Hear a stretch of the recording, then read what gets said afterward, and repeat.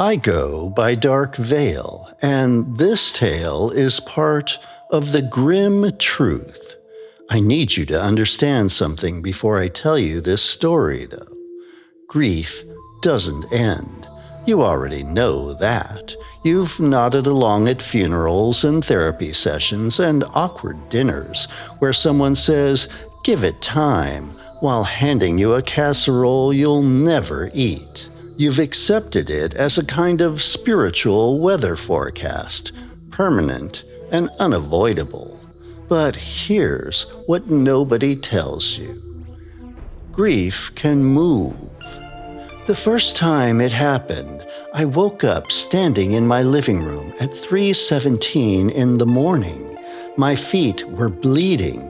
The furniture had been pushed back into a wide, careful circle, like someone had needed the space. I don't remember getting out of bed. I don't remember starting. Grief can get up off the floor where you left it. It can walk through your apartment in the dark. It can slip into something red and elegant, and it will absolutely, without hesitation, drag you with it. My name is Odessa Vain. My sister has been dead for 11 weeks, and I haven't stopped dancing since the night her shoes showed up outside my door. Darla died on a Monday, which felt wrong. She was a Saturday kind of person. Loud weekends, spontaneous road trips, the kind of woman who texted you at midnight to ask if you wanted dumplings. Mondays were for spreadsheets and dentist appointments, not for dying. She was 26. The driver ran a red light at the intersection of Kelner and Voch, and that was it. No dramatic last words, no chance to say anything. The coroner told us she likely didn't feel it, which is the sort of thing people say when they have nothing useful to offer. I was the one who dressed her for the burial. Our mother couldn't manage it, and our father had been gone so long his absence barely registered anymore.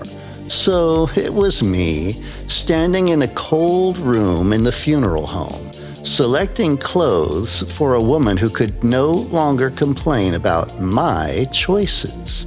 Darla had always wanted the Marchetti heels. That's what we called them. They weren't a brand, just a pair of red leather heels we'd spotted in a boutique window on Caldwell Street, maybe 3 years before she died. Pointed toe, modest heel, the kind of deep red that doesn't look aggressive, just certain. She'd tried them on twice and never bought them because she was saving for rent, then for a vacation, then because the moment passed. $140 she never spent. I found a near identical pair at a consignment shop 2 days before the funeral. I don't know why. It seemed important in a way I couldn't articulate. She'd wanted them her whole adult life. The least I could do was let her have them now. I put them on her feet, and I did not cry. I'd been doing that, the not crying, keeping everything sealed up tight, because if I started, I didn't think I'd stop. And someone had to make sure the flowers arrived on time. The shoes looked perfect on her. 3 weeks after we buried Darla, I came home from work to find a shoebox outside my apartment door. Unmarked, no tag, no ribbon, no explanation. Just a plain white box sitting in the hallway like someone had set down their groceries and forgotten to pick them up.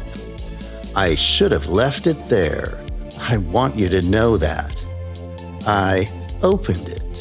Inside, wrapped in tissue paper the color of old cream, were a pair of red leather heels, pointed toe, modest heel. That specific shade of red that doesn't argue with you. It just holds its ground. her size, or rather my size, which is the same, which is one of those small sisterly coincidences that doesn't mean anything until suddenly it means everything.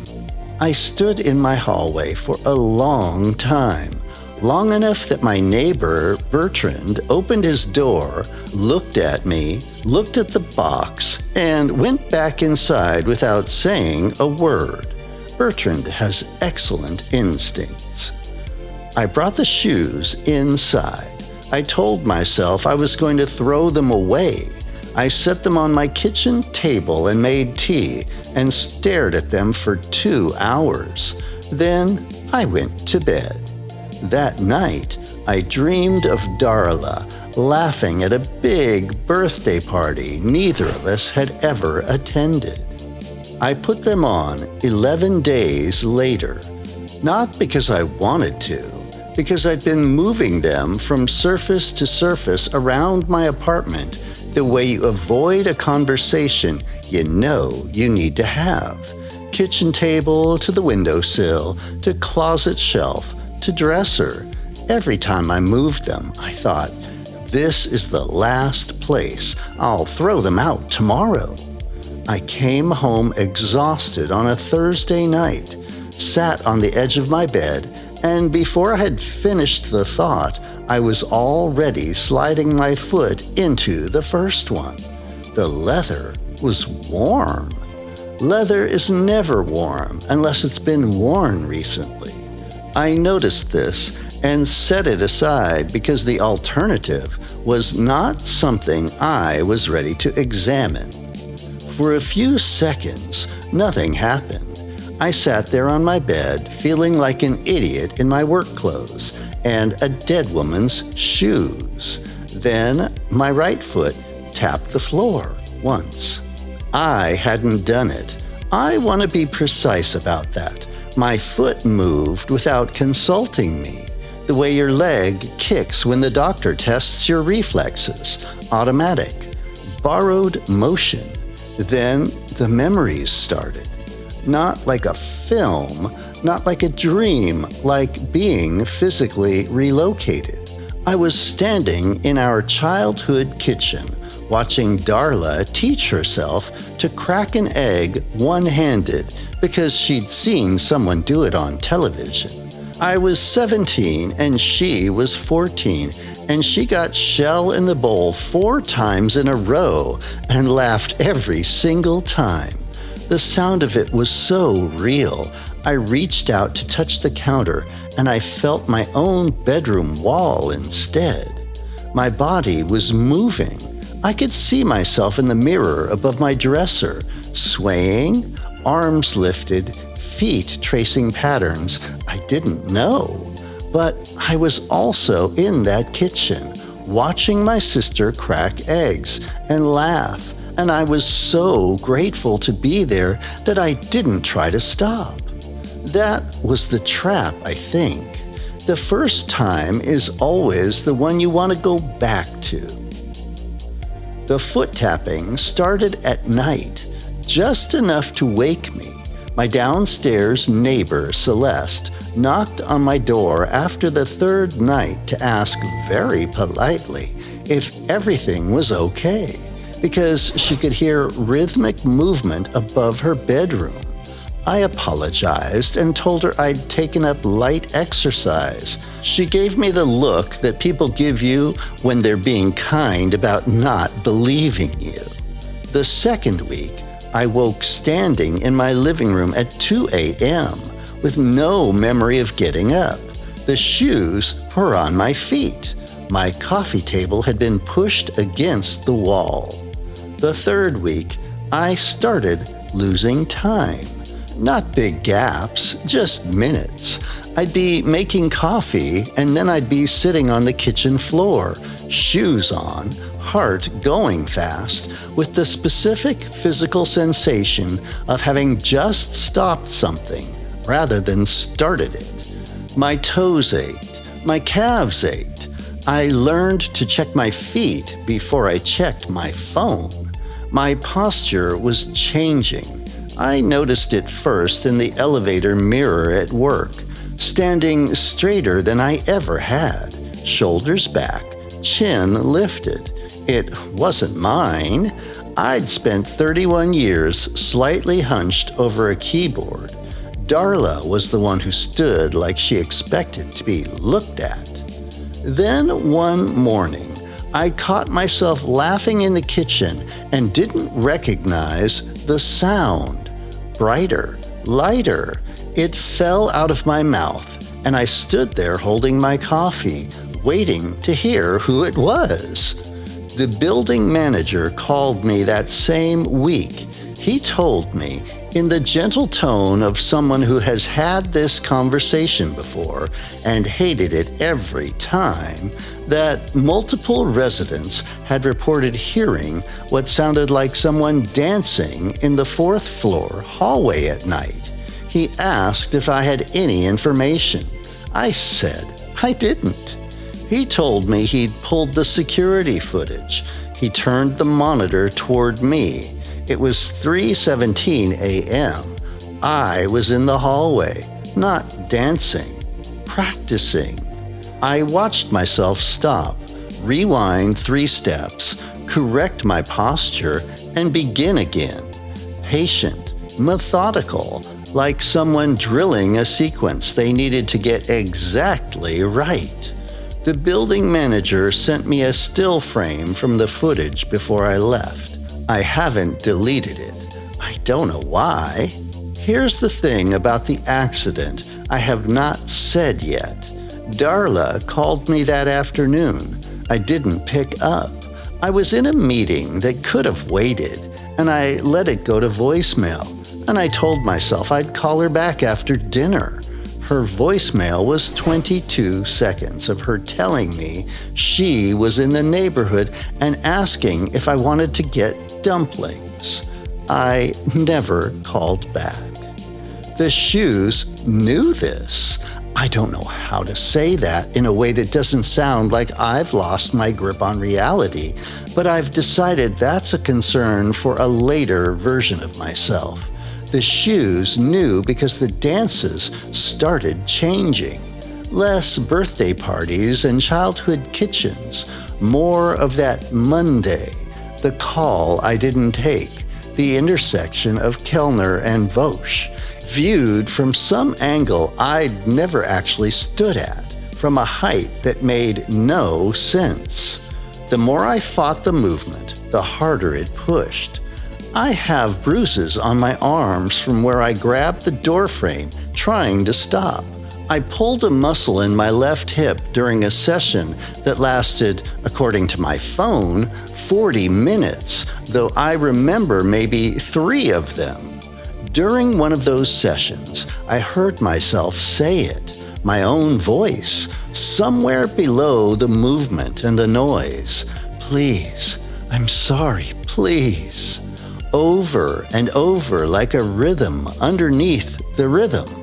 My toes started bleeding inside the shoes. I discovered this when I finally managed to peel them off and found the insole stained rust brown at the front. I tried to get rid of them 5 times. I left them in a dumpster on Marett Street, and they were on my doorstep the next morning. I put them in a donation bin outside a church, and they were in my kitchen table when I got home, which is scarier because I locked the door. I threw them off a bridge into the river below. When I got home, the shoes were dry, not damp, not dripping, dry, the way shoes are when they've been sitting quietly in a closet for a week. The soles were clean. No mud, no waterline, no evidence they'd ever touched the river at all. I sat on my bathroom floor for a long time after that. The reenactment happened on a Friday. I won't describe all of it, partly because the details belong to Darla and not to a story. Partly because I came back to myself in the middle of it, standing at my window looking down at the street below, My hand pressed flat against the glass, and I understood for the first time what the shoes actually wanted. Not to punish me, not to kill me. They wanted inside, not the apartment, me. Every dance had been a rehearsal, every memory a measurement. They had been learning the exact dimensions of who Darla was, using my body as the instrument, refining and correcting, running the sequence again and again until the performance was indistinguishable from the original. The grief was just a door. The guilt was just a key. The shoes didn't want me to die in them. They wanted me to disappear inside them, quietly, and let whatever was left wear my face and answer to my name and call our mother on her birthday and go back to work on Monday and be so convincingly Odessa Vain that nobody would ever know to look for the original. I'm still here. I want you to know that. I'm still here in the ways that matter. I still remember the shape of our childhood kitchen. I still know the password to my email. I still hate cilantro. But sometimes I catch my reflection standing a little straighter than I ever have. Sometimes I hear myself laugh and it lands a half a second wrong. Brighter, lighter, familiar in a way that doesn't belong to me. The shoes are in a box under my bed. I know that sounds like the worst possible decision, but I've learned something about them. They don't like to be thrown away. They like to be worn. I'm writing this at 3:15 a.m. My right foot is still. 3:16, still. 3:17, there it is, just once. A small, precise tap against the floor, like someone checking the rhythm before the music begins. If any of this felt familiar, you might want to check what's in your closet, not what you bought, what fits. I hope you're enjoying my Grimm Truth series. I'd love to have you comment on it or subscribe to my channel. And if you're feeling like gifting me, you can always buy me a coffee with the link in the description. But either way, if you liked this story, I think you'll enjoy one of the other linked stories above. And until my next Dark Veil tale, have a frightfully fun day.